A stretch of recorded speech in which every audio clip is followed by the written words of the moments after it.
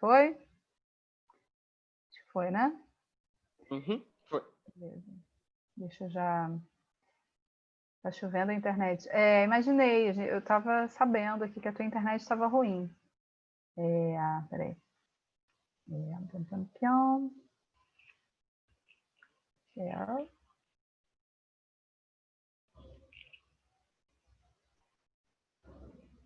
Tá. Eu já fico perdida nesse negócio. Quando eu boto para share screen, eu fico tudo perdido aqui também, mas tudo bem. Então, boa noite, gente. Já adiantando aí, bom Natal para vocês, né? Espero que estejam se cuidando, que a coisa tá feia, né? E se cuidem mais, cuidado aí com esse Natal. Mas vamos lá. Bom, eu peço desculpas pela semana passada, mas eu não passei bem na quarta passada e aí na quinta passada.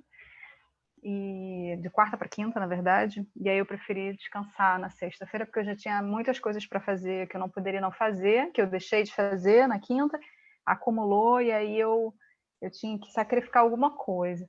E aí eu sacrifiquei vocês até porque eu teria a oportunidade de repor, tá? Mas eu peço desculpas. Outro aviso que eu queria dar, que eu falei com a Marina hoje, vou falar rápido, né, porque a gente já demorou a começar. Falei com a Marina hoje, e parece que em janeiro vai ter uma reconfiguração, porque alguns professores vão entrar de férias, vão viajar, enfim, vão abrir brechas, eu acho, no horário, pelo menos em alguns momentos. Então, eu vou provavelmente me encaixar para dar mais de uma aula na semana, se for de acordo, se vocês estiverem de acordo e quiserem, tá? Aí vocês discutam lá. Porque não dá tempo de apresentar tudo, né? Desde o dia que eu comecei.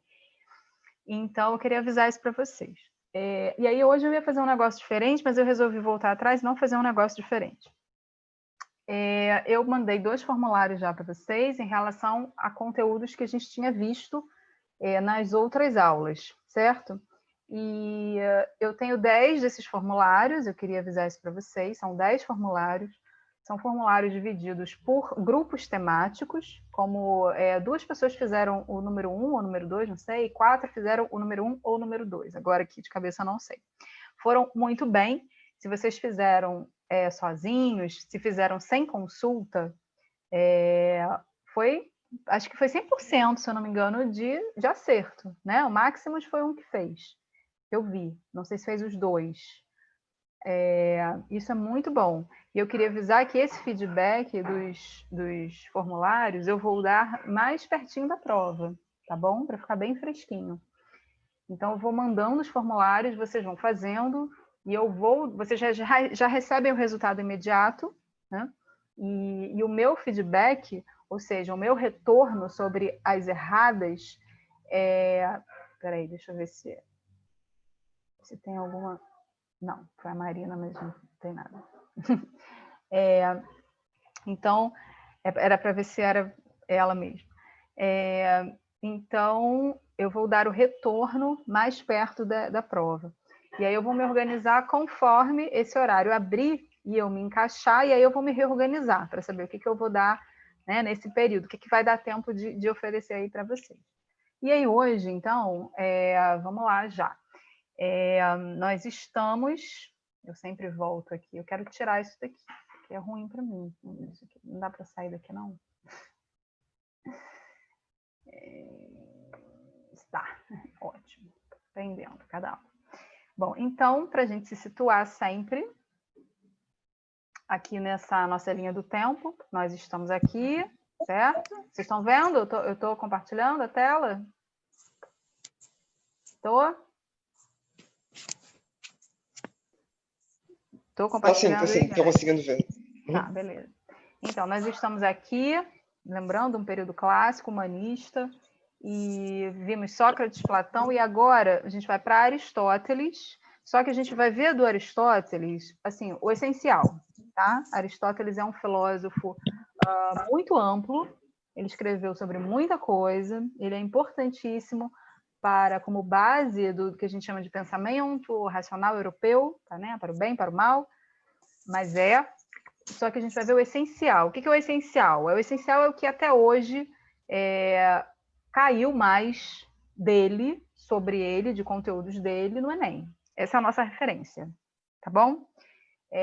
Sendo assim, o meu referencial de hoje vai ser... esse aqui é o Aristóteles, tá? Só a nível de biográfico, curiosidade, o Aristóteles foi discípulo do Platão, o da Alegoria da Caverna, por 19 anos.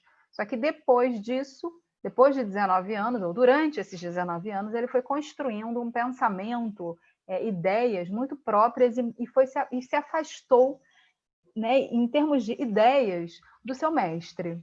Então, esse gesto aqui, que é importante, eu ressaltei esse gesto no Platão e vou ressaltar o gesto do Aristóteles.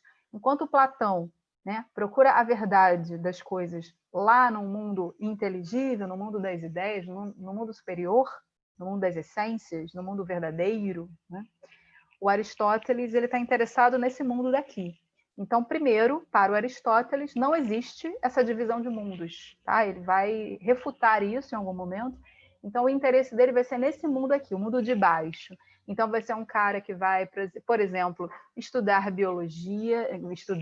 imagina, fundar o que muito depois vai ser chamado de biologia. Ele vai classificar animais, plantas, e ao mesmo tempo ele vai falar de ética, vai falar de política, que vai ser o nosso foco. Ele vai falar sobre a física, ou seja, ele vai falar sobre os fenômenos naturais em geral, vai pensar esses fenômenos, e vai pensar a metafísica. A metafísica, o pensamento de Platão, tá? Que nós vimos na aula passada, é um pensamento metafísico. Meta significa além. Então, além é o que está para além da física, ou seja, além do físico, do mundo concreto. Então, é estudar princípios ou realidades que não estão aqui nesse mundo. E onde estão, né? Onde é que a gente encontra se eles não estão aqui nesse mundo? Pelo intelecto, pela intuição intelectual, pela razão. Tá? Que para esses filósofos e para a história da filosofia, a razão está no centro, a racionalidade, o raciocínio. Então, só para dizer para vocês que isso é metafísica. Porém, se eu não me engano, caiu uma já ou duas questões de metafísica de Aristóteles até hoje. Então, a gente não vai focar, até porque é meio difícil, assim, para dar em uma aula rápido nesse esquema. A princípio, eu não vou tocar nesse ponto. Então, o nosso foco hoje vai ser ética e política para Aristóteles e que fazem parte do que ele vai chamar de ciências da praxis, da prática. Então, tem a ver com ciência das sociedades, ciência que envolve as paixões humanas, lembrando que as paixões humanas é tudo aquilo que não é racional, que precisa ser levado em conta para pensar o ser humano, lembrando que a gente está no período humanista, ser humano no centro, tudo que tem a ver com o ser humano está em foco, né, num foco central. Só que o Aristóteles ele já é outro período, na verdade, junto, por isso que está colado aqui. Né? Ele, dentro do período clássico, ele ganha um novo período só dele, que é o período sistemático, onde ele vai... Por que sistemático? Porque ele é extremamente racionalista, extremamente metódico, né? Em comparação aos filósofos anteriores, e ele é o fundador da ciência da lógica. Tá? Lembra do logos, razão? Então, o Aristóteles vai fundar a ciência da lógica. O que é a ciência da lógica? É a ciência que estuda, investiga e dá as bases para um pensar correto, um pensar lógico, um pensar encadeado, tá? Um pensar que leve a argumentos válidos, por exemplo, um pensar que vem distinguir, ou seja, diferenciar um argumento válido de um argumento verdadeiro. O que significa isso? Um argumento pode ser válido, ou seja, eu posso dar uma explicação para alguma ideia que eu tenho, eu faço uma afirmação e explico ela e pode estar bonitinho ali, né? Na estrutura está bonitinho. Só que está bonitinho, então é um argumento válido, está bem construído, porém ele não corresponde à realidade. Por que eu estou falando isso? Já que a gente não vai entrar nisso para as questões objetivas. Porque vocês farão redações, né? E nessas redações, tudo que a gente fala aqui pode ser usado nessas redações. E como a gente está num período de negacionismo, de negação da ciência, né? E essas coisas todas, pode ser que Um período de defesas daquilo que não tem lógica, tá? Para o UERJ, não sei se vocês farão o UERJ, espero que sim. O livro para ser lido é o 1984. Não sei se também já estudaram, né, como professor de redação ou literatura. Mas é um livro que é uma prova que tem muitas chances de tocar nesses pontos, tá? Então, por isso que eu estou trazendo, é um parênteses numa introdução a Aristóteles, para falar sobre a importância, nesse caso, da lógica, que às vezes a gente constrói uma argumentação, por exemplo, aquelas argumentações de WhatsApp, né, que aparentemente você olha, tá? Aparentemente, rapidamente, tem uma construção ali lógica, supostamente lógica. Mas, se você investigar mesmo, pode ser uma falácia, estou dando um outro conceito. O que é uma falácia? Um argumento, eu estou falando sem trazer nada escrito, porque foi meio aqui assim que eu resolvi falar. É um argumento que ele tem aparência de ser válido, mas ele, se você investigar direitinho, ele tem falhas. Então, ele é uma falácia, que é o que mais aparece em grupos de WhatsApp e rede social. Falácias, falsas verdades, baseadas em argumentos que parecem válidos. Além deles não serem válidos, eles não correspondem à verdade, tá? Então, existe essa diferença aí entre você ler um texto e achar que o texto, nossa, que texto bem escrito, né? Todo argumentadinho, todo encadeadinho, que bonito. É válido esse texto. Porém, esse conteúdo é verdadeiro? E aí é uma outra fase, tá bom? Bom, então a gente vai... agora a gente vai para a ética e política, beleza? E aí eu tenho esse material, tá? É um material relativamente extenso, que eu usei nas minhas aulas com o pessoal lá do regular. E desse material aqui, eu vou falar algumas coisas, já apontando que essa aula, provavelmente, ela vai ser em 2, tá? Mas é importante, porque quando vocês forem ver o formulário, vocês verão que são 40 questões. Ou seja, a recorrência dessas temáticas foi muito alta até 2018. Em 2019, a gente tem, inclusive, um formulário, que é o número 10, que é só das questões de 2019, e eu vou compartilhar com a Marina esse número 10 para vocês entrarem. Façam, porque vocês podem fazer mais de uma vez, né? Façam só para vocês sentirem como é que foi essa prova de 2019. Por quê? Porque ela foi muito diferente das edições, ela foi bem diferente das edições anteriores. E, por exemplo, dessas questões que sempre caíram muito de ética e política, não caiu. Então, a gente fica numa faca de dois gumes, né? A gente dá atenção para aquilo que mais caía até 2018 ou não? Eu optei por dar, tá? Eu optei por dar, então, estamos aqui. Bom, então, eu vou falar o essencial hoje desse material, mas ele vai ser compartilhado e eu aconselho que vocês, em algum momento oportuno, vocês leiam, estudem esse material, tá bom? Então, vamos lá. Faltou uma apresentação ali só de introdução, mas o tema é ética e política. E por que Aristóteles? Né? O formulário ele é ética e política em geral, tá? Só que quando a gente pensa no pensamento político, na área da filosofia, que é o pensamento político, Aristóteles é uma das nossas bases. Então, cai muitas questões de ter contextos dele, ou sobre ele, sobre esse conteúdo, de como ele pensa política e ética, tá? Então, ele é a nossa base. Então, aqui a gente tem aí uma imagem da Ágora, né? De novo, diferente daquela Ágora onde aconteciam os debates, as assembleias, onde o espaço físico, coração da democracia grega ateniense, né? Principalmente. Bom, então vamos lá. Eu queria tirar isso aqui. Vocês veem essas caixinhas aqui? Não, né? Vamos lá. Peraí. Qual as caixinhas? Espera aí. Você não está vendo as caixinhas de quem está participando? Essas coisas, não? Não, acho que não. Ah, então tá bom. E isso aqui que eu estou mexendo agora, você está vendo? Oi? Você viu que eu mexi? Pera, agora eu estou vendo a área de trabalho. Peraí, que sumiu. Socorro, sumiu. Socorro, sumiu minha tela. Peraí. Voltou, pronto. Tá, então essa que eu estava mexendo você viu, que é... Tá, espero que ela saia. Bom, então vamos lá.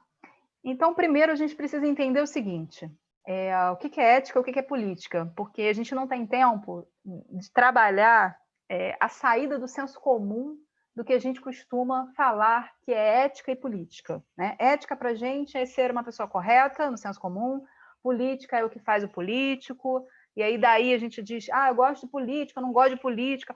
E aí eu vou resumir, eu não vou estabelecer um debate, eu não vou poder perguntar o que vocês sabem, o que vocês não sabem, porque a gente tem um objetivo, infelizmente. Mas já falei, né, que a gente pode pensar aí, para o ano que vem, ter aulas de filosofia aí, né? Sem compromisso. Estou disponível para vocês. Mas vamos lá. Então, eu vou ter que ser meio direta, falar meio quase doutrinão de alguma forma, né? No sentido de que eu não posso abrir espaço para a gente pensar junto. Mas foi uma brincadeira, não é uma doutrinação, na verdade é o oposto. É desdogmatizar, ou seja, de tirar as verdades que a gente tem sobre o que é uma coisa e outra.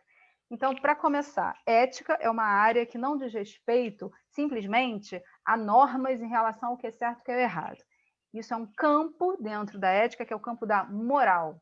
Moral é aquele conjunto de valores que vêm de vários lugares, mas que são culturais, são sociais, e que vão definir, aí sim, né, normas não implícitas, algumas implícitas, quando se trata de religião, sobre como se deve agir.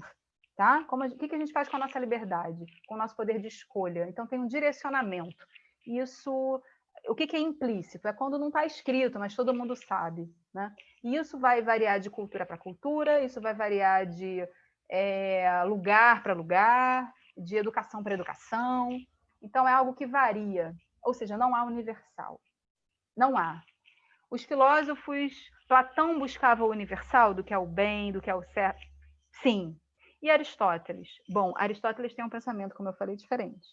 E esse pensamento diferente do Aristóteles sobre o que é ética, que vai ser mais ou menos a base para a gente pensar a ética como ethos. O que é ethos em grego? É a construção de quem a gente é, partindo das nossas escolhas e das nossas ações. Isso, ponto. Tá? Então, a gente já entendeu que dentro do campo da ética, dentro das relações humanas, ética tem que se diferenciar de uma coisa que é a moral, que é como se fosse um conjunto dentro da ética com E maiúsculo, tá?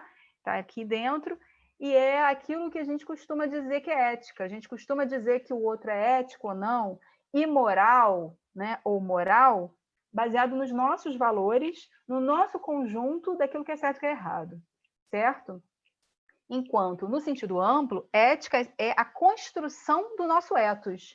Quais são as bases, quais são as nossas referências, de onde vem, é pensar, refletir e construir a nossa ação no mundo, tá? E definir o que é o certo, o que é o errado, isso é uma coisa. E política, no sentido restrito, eu já falei o que é para a maioria das pessoas. Política é atividade política, só que não é isso, tá? Política é um campo que diz respeito a todas as atividades, pensamentos, reflexões sobre como uma sociedade, e aí é o campo né, das pessoas, né, de uma organização social, como é que essas organizações sociais funcionam, o que diz respeito à organização social, as regras, leis, tem que ter lei, não tem que ter lei, qual a melhor forma de organização de um coletivo, é pensar o comum, é pensar a comunidade para além da nossa vida privada, certo, gente? Para além da nossa vida privada. Esse é o legado grego para pensar política. O que é o legado?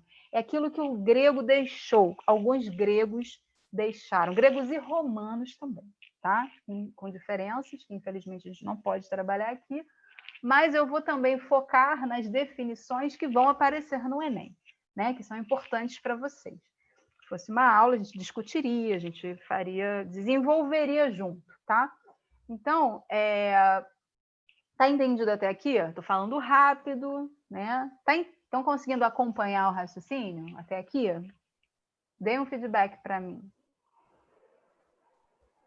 Quem puder, Sim? Beleza. Estou dando para compreender. Beleza. Então, é muito importante a gente entender esses sentidos de ética e política amplos, porque é isso e é dessa forma que vai aparecer no Enem, tá bom? Não vai aparecer certo a fazer isso, certo a fazer aquilo. Então, qual é? Agora, voltando. Então, ética. A ética é um campo que a gente pode dizer que é mais da escolha individual, certo? Porque tem a ver com as nossas escolhas imediatas ou pensadas, projetadas no futuro.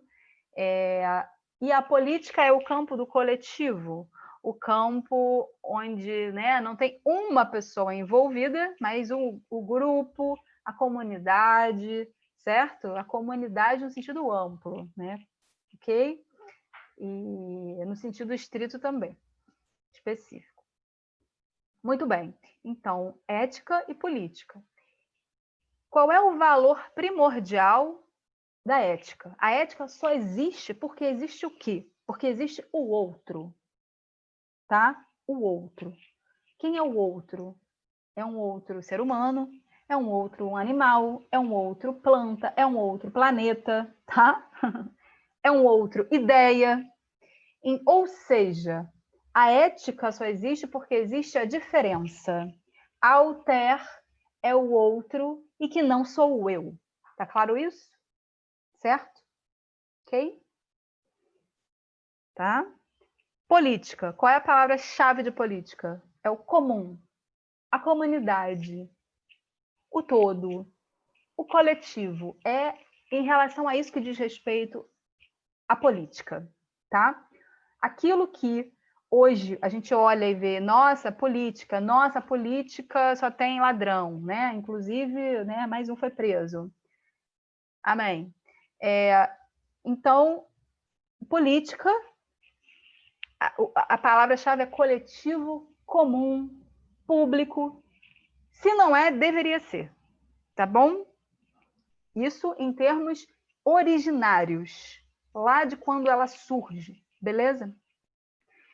Agora vamos entrar aqui. Dito isso tudo, vamos entrar aqui. Então, o que tem aqui? Tá dito o seguinte, eu tô meio sem horário aqui, que eu larguei meu celular lá atrás. Aí, Carlos, você que tá aí comigo, né? Sim, sim. Você pode me ajudar quando faltar 5 minutos? Para eu não estender um raciocínio, porque tem aula às 7, né, com a Bel? Então, para eu não estender... Beleza.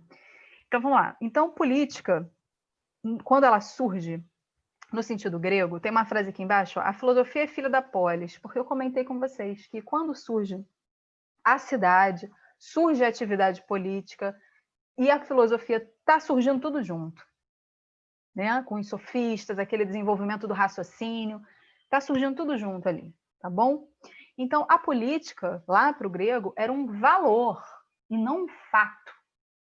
Para a gente hoje é o quê? É um fato. Um fato que está expresso e acontece na atividade dos políticos. Erradíssimo essa forma de pensar, mas é como a maioria de nós pensa e lida com isso, tá? Então, qual é a diferença entre ser um valor e ser um fato? Quando é um valor, é que tem importância. Está no centro da vida das pessoas, tá? E dentro desse legado grego e aristotélico, a gente já está em Aristóteles, tá? Isso é referência aqui a Aristóteles. Qual é a meta, qual é o objetivo da política? A vida boa. O que é uma vida boa para Aristóteles? Aí começa, tá? Isso aqui é conteúdo, tem que, ó. Vida boa, vida racional, feliz e justa, própria de homens livres. Então, essa ideia, é bom vocês registrarem já para todo sempre, que uma vida racional é uma vida de homens livres, para o grego.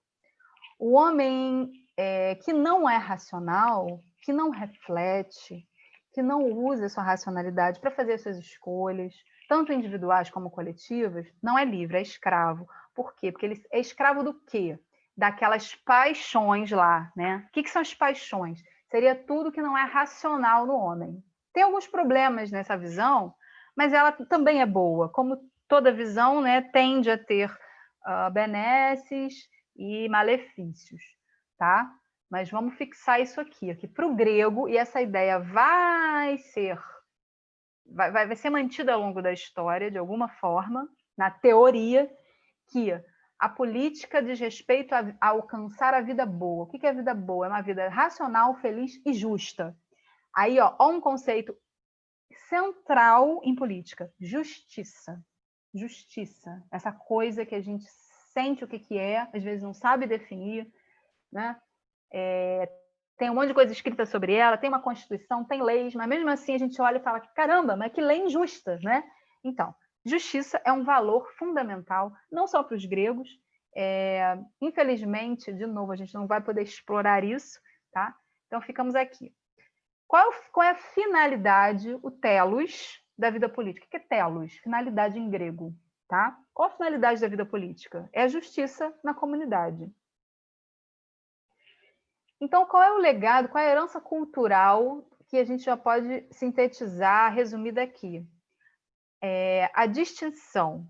Rapidinho, tá. A distinção, ou seja, a diferença entre poder despótico e poder político. Um poder só é político, há muita atenção aqui, tá? Um poder só é político se for instituído um corpo de leis publicamente reconhecidas e sob as quais todos vivem, governantes e súditos, ou governantes e cidadãos, porque estão todos submetidos a essas leis.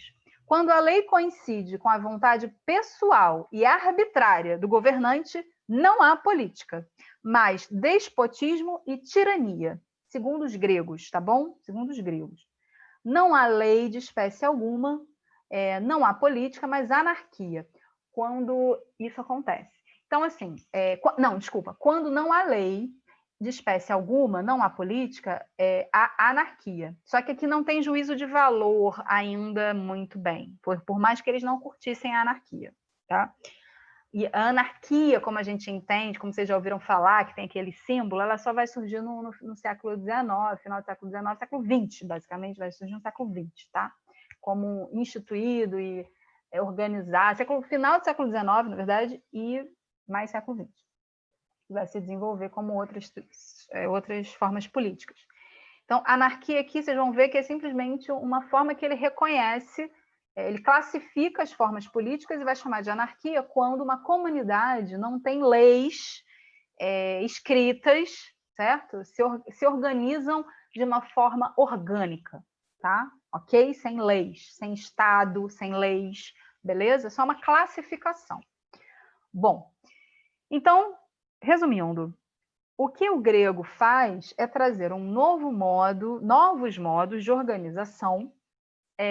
Entre esses novos modos, há diferenças, né? Novidades em relação ao poder que costumava existir no mundo conhecido, que era o poder despótico, o poder de um rei, de um imperador, né? De um poder central, onde você tem súditos e não necessariamente cidadãos. Então, a ideia, como eu falei para vocês na última aula, a ideia de cidadania, na penúltima, né? Na penúltima. Reforcei na última. Então, a ideia de cidadania, de público, tudo isso é o grego e não todo o grego, né? Mais os atenienses, inclusive, Roma depois vai pegar um pouquinho, vai caminhar junto. É aí que surge, né? Então, olha a diferença. Política, até hoje, inclusive, né? Teoricamente, não se confunde com poder despótico, que é quando você tem um poder que deve servir ao público, mas serve às suas vontades pessoais, tá? Travestido, maquiado de estar servindo ao público. Muito bem. Então, dito isso, agora eu vou mostrar para vocês regimes políticos, vocábulos, para vocês entenderem um pouquinho mais desses nomes, tá? Então, vamos lá. Arqué, né? De arquia, não tem um Rzinho aqui. É aquilo que está à frente. Então, quanto a arqué, a gente pode, nesse caso, né? Arqué, nesse caso, tem a ver com a quantidade dos que estão no comando, né? Tem uma divisão da quantidade. Então, na monarquia, né, está à frente um só. Na oligarquia está à frente alguns. E aí tem a palavra grega aqui. Na poliarquia, muitos, que seria democracia. Na anarquia, não tem ninguém. Ana, né, é um prefixo que é ausência de, não tem. Né, não tem ninguém à frente. Ausência de alguém à frente. Entenderam isso? Certo? Entenderam quando eu digo que a anarquia não tem juízo de valor? Não é um xingamento, seu anarquista, né? É só uma forma de organização social. Muito bem. Quanto a o poder ou a autoridade suprema, e aí tem né, a palavra em grega é o kratos, de onde vem cracia. Não, é cracia kratos, de onde vem cracia, né? Então, é quem está no poder, no comando. Então, autocracia, autos, eu mesmo, eu próprio, si mesmo. Então, quando um governante diz, eu sou o país, eu que mando, eu sou a minha vontade, ele é um autocrata. Tá? Ele se arroga um lugar que, na verdade, ele está ali para servir os outros. A aristocracia, Aristóteles, tem a ver com o melhor, o mais excelente. Isso aqui é como as culturas definem, né? E determinados grupos específicos definem quem é o Aristóteles, que é o melhor. Então, determinadas cidades e organizações no próprio mundo grego seriam os guerreiros, no outro, vão ser os filósofos. Para Platão, o pensamento político de Platão, os filósofos são os aristóis, são os melhores, eles que têm que governar, tá?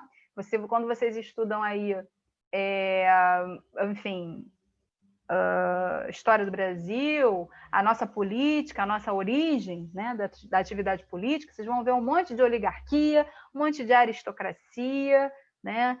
E deixa para lá que eu não vou comentar o resto.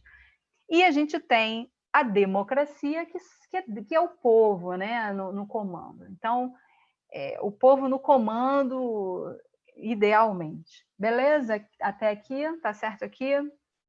Tá ok aqui?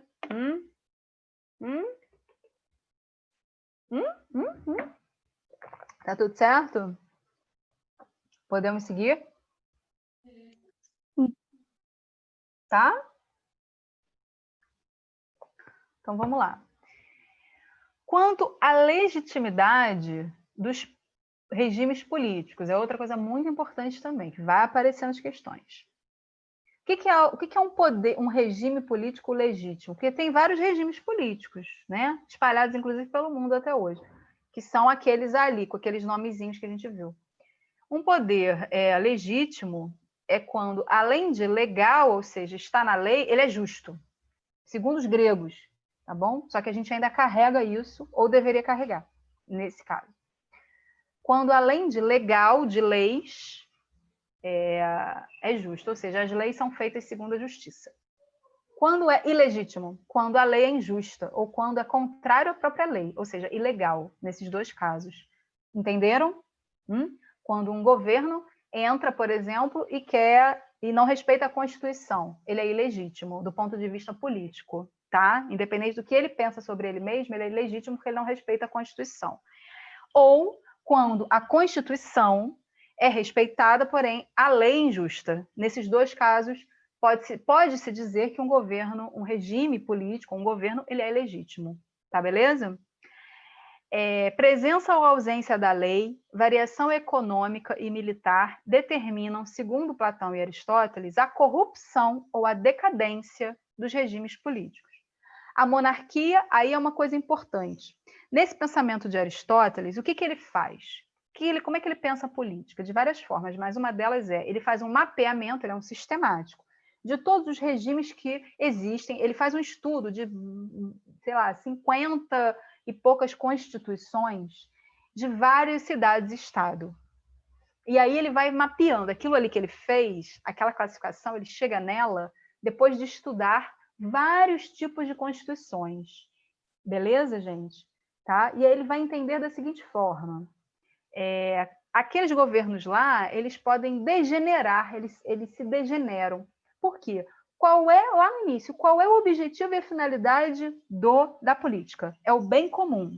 Então, o que vai ser a degeneração de um regime político? Quando ele não visa o bem comum, tá certo? Isso é a corrupção, a decadência, a degeneração de um regime político. A monarquia, ela não é ruim em si, para Aristóteles. Ela vai ser ruim se ela degenerar em tirania. Ou seja, em Aristóteles, monarquia é um sistema.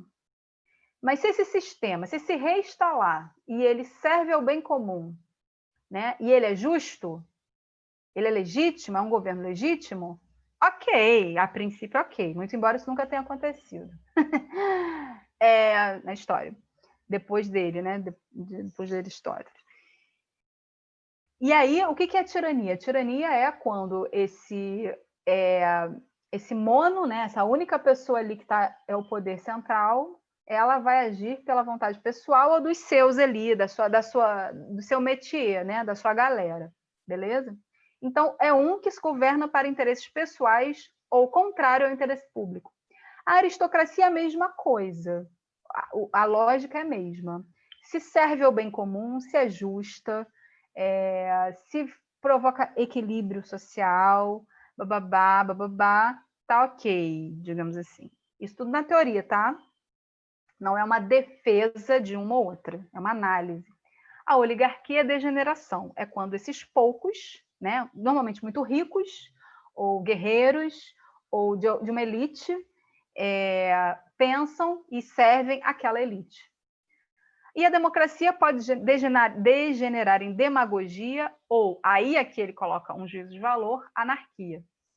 Em geral, a anarquia pode conduzir à tirania quando a sociedade desgovernada apela para um homem salvador com apoio do manejo das armas para restituir a ordem, que é muito comum na história, e a gente pode falar rapidamente sobre isso, porque também é conteúdo de vocês, e é isso, né? Então, essa forma de enxergar, que não é correta ou incorreta, quando não há leis, quando há um estado de caos,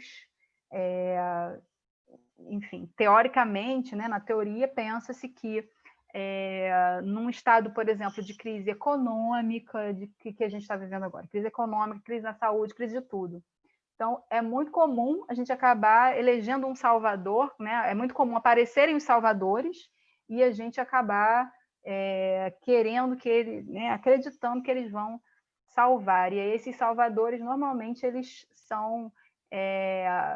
acabam instituindo um governo ilegítimo, seja como for, das duas formas aqui. Na história, né, a gente tem aí totalitarismo, fascismo, nazismo, tem fascismo e totalitarismo espalhando por todo o mundo aí no século XX, né, que se espalhou, e algumas manifestações atuais disso. Então, é isso. Bom, que horas são aí, Carlos? Que eu estou achando que tô falando muito.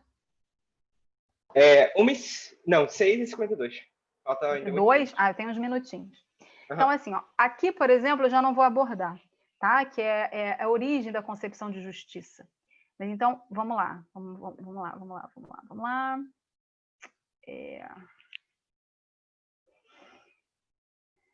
Eu não vou abordar isso aqui hoje, tá? Isso aqui é um Google Apresentações, sempre que tá em azulzinho com um risquinho embaixo, você vai lá, ó, vai acender aqui a mãozinha e aí você clica e vai cair no link, tá?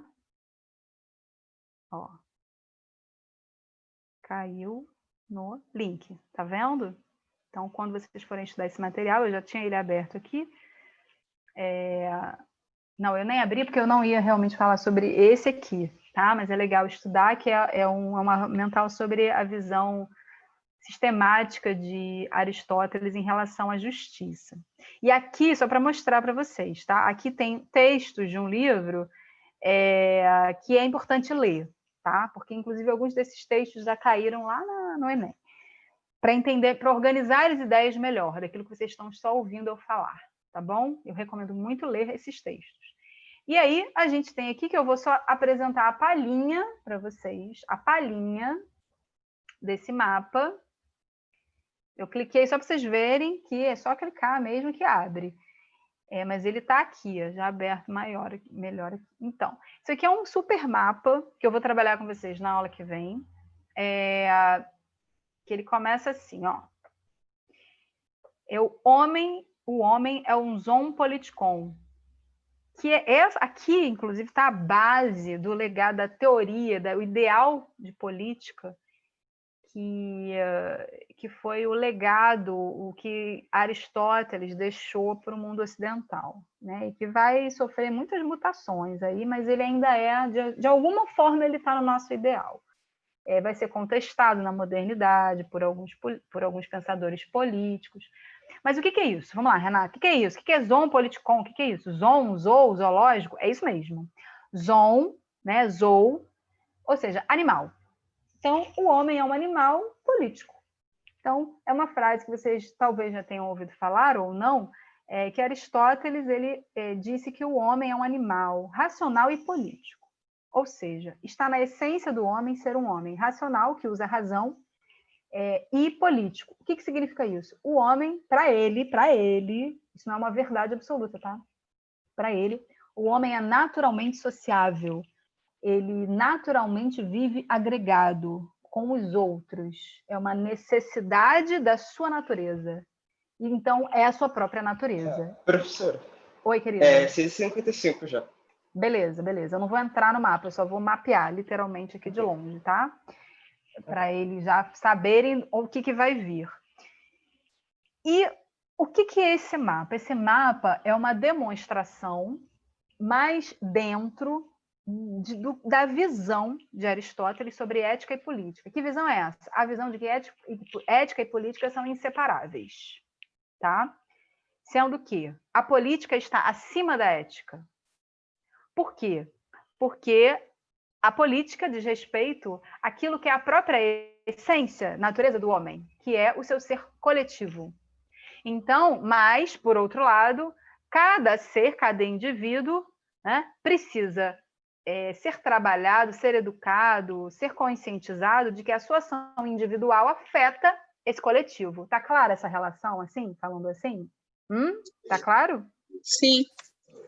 Tá? Agora, o que é central e importante que a gente perdeu completamente ao longo da história, por várias razões, que a política, o campo do político, o campo do comum, o campo do coletivo, ele é mais importante, ele deve estar à frente do campo individual. O campo individual, ele precisa estar conectado ao campo do político. E esse mapa é sobre isso, sobre onde a política e a ética se encontram. Então, a gente vai entender o que é ética para ele.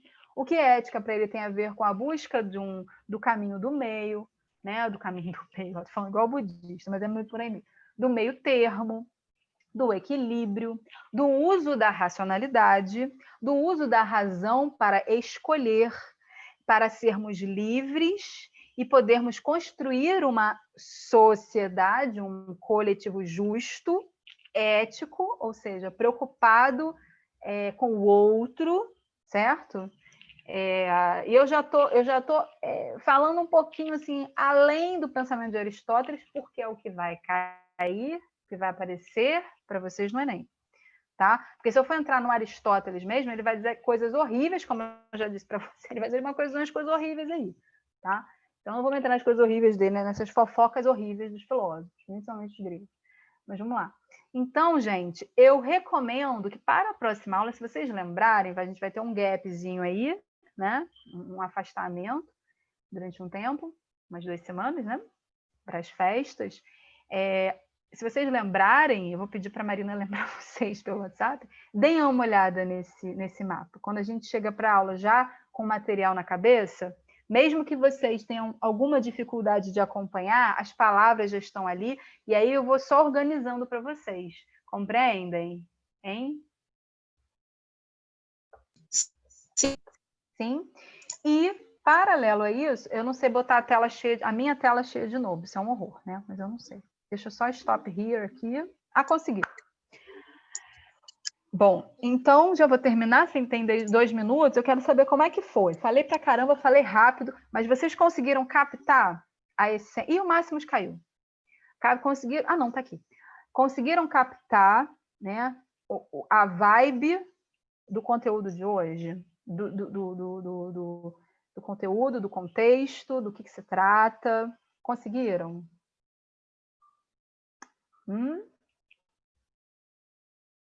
Se não... Deixa eu ver aqui, tem um chat. Sim, esse sim não é de agora, esse sim é antigo. Digam para mim, dá um feedback aí para a professora. A professora ficou nervosa, tinha muita coisa para falar. Será que vocês estão aí? Bom, eu espero que sim. Ou esse silêncio pode ser um não. Se for um não, a gente pode também abrir um canal aí, não sei lá como, de dúvidas, tá? Vamos pensar aí. Pensar aí, tem que pensar rápido. Eu vou pensar rápido e vou propor para a Marina aí, nessas férias, tá bom? Canal de dúvidas, certo? Como a gente tem um tempo, tem muito conteúdo. E eu vou... Oi, Iris, você vai falar? O canal de dúvida é bastante interessante. Não é? Porque já que a gente vai repassar o conteúdo, aí Oi. pode estar tirando mais algumas dúvidas. Isso. E dá aula mesmo, você pode ir anotando as dúvidas enquanto eu vou falando. E a gente abre um canal separado, de repente, eu vou pensar, tá? E aí ele fica aberto, não depende só da aula, tá? E eu vou liberar para vocês esse formulário de 40 questões para vocês entrarem e fazerem a mesma coisa que eu peço que vocês façam com o mapa conceitual, tá? Vocês façam, mesmo não importa se vai errar ou não, façam para vocês tomarem contato com as questões que aparecem, com os textos, com os temas, porque aí, quando vocês forem assistindo a aula, aí vai encaixando as pecinhas, tá bom? Façam, se vocês conseguirem um tempinho, sem medo, porque depois vocês podem refazer, e é o ideal que refaça, porque está aberto para isso, para responderem várias vezes, tá bom? Beleza, gente? Combinado? Combinado. Então tá ótimo. Então, boas festas para vocês. Se cuidem, por favor, tá? Quem vai passar com a família, por favor, se cuidem, tá? Que é todo mundo com saúde aí, queremos, né? Para a gente retomar, tá bom?